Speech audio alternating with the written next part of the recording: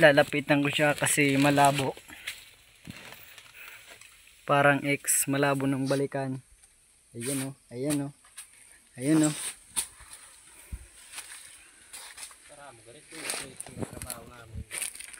Ganito yung trabaho namin dito sa bundok. Ayan o. Oh. Tutusukin mo lang siya.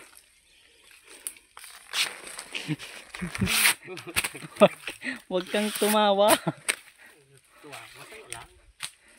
Saya lang daw siya sa ginagawa niya. Nagtusok-tusok lang ba?